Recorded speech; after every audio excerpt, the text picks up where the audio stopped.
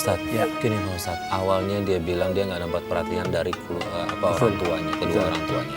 Kemudian dia mencari pelarian ke hal yang dibenci sama Allah. Ya.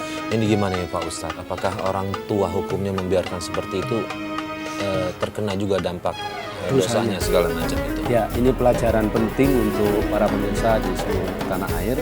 Apa yang dialami oleh Mbak Sukma ini adalah warning. Dan saya kira ini seperti fenomena gunung es ya, Mas Farid. Ya. Tidak hanya Mbak Sukma yang mengalami, banyak keluarga yang lain yang merasakan hal yang sama dan mengalami peristiwa tragis yang sama. Maka saya perlu ingatkan kepada seluruh pemirsa di tanah air dan Mbak Sukma serta kita semua bahwa anak adalah amanah dari Allah. Anak itu bukan milik kita. Kalau anak itu milik kita, berarti terserah kita mau ngapain, namanya milik kita. Ya. Tapi ingat, anak bukanlah milik kita, tetapi amanah dari Allah.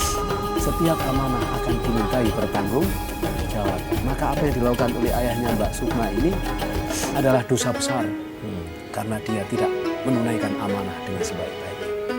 Kalau kemudian Mbak Sukma terjerumus ke dalam pergaulan bebas, yang akhirnya terjerumus ke dalam perzinahan, hingga kemudian melahirkan anak. Ini tentu peristiwa yang sangat menyedihkan. Tidak hanya bagi orang tua, tidak hanya bagi Mbak Sukma, tapi untuk kita semua, untuk kaum muslimin dimanapun berada. Menyedihkan karena dari sinilah kerusakan demi kerusakan akan terus muncul kalau tidak segera dibenahi. Bagaimana cara memperbaiki semua ini? Keluarga harus melakukan introspeksi bahwa anak adalah amanah dan amanah itu harus dijaga sebaik-baiknya. Kasus Mbak Sukma yang tidak mendapatkan kasih sayang itu adalah kasus yang paling fundamental kebanyakan anak-anak. Mungkin kita mendengar cerita dari sahabat dan kawan kita yang lain, banyak anak yang tidak mendapatkan kasih sayang akhirnya lari ke narkoba. Salah satunya ke free sex atau pergaulan bebas. Nah, ini harus menjadi perhatian kita. Mbak Sukma sudah mengalami itu, maka kita mengambil pelajaran dari Mbak Sukma. At-taibu minadz dzambi kaman la dzambala. Ini hadisnya Rasulullah.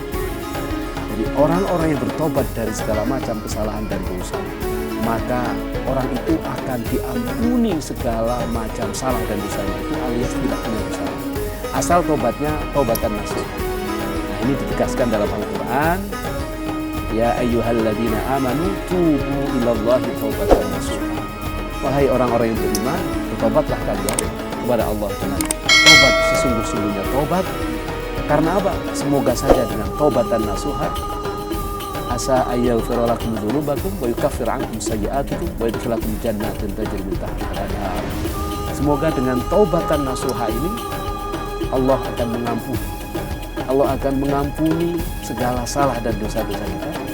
Allah akan menghapuskan, meleburkan segala kekhilafan dan kesalahan kita.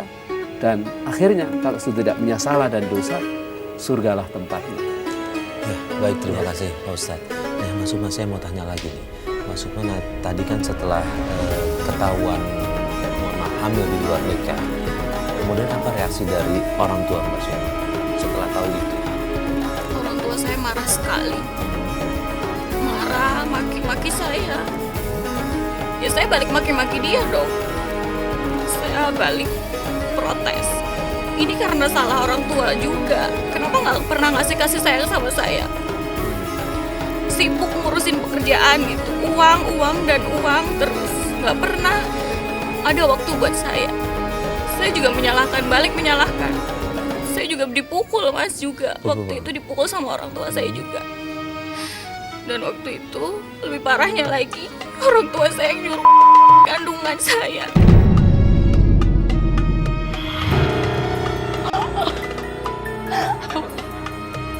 Ini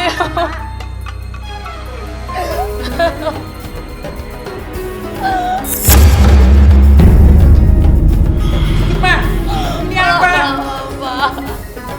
Maafin Sukma. Maafin. Dasar anak ada diuntung, bikin malu keluarga.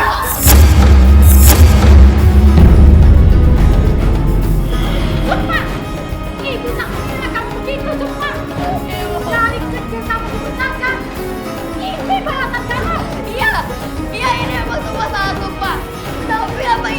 Bapak pernah mikir ibu sama Bapak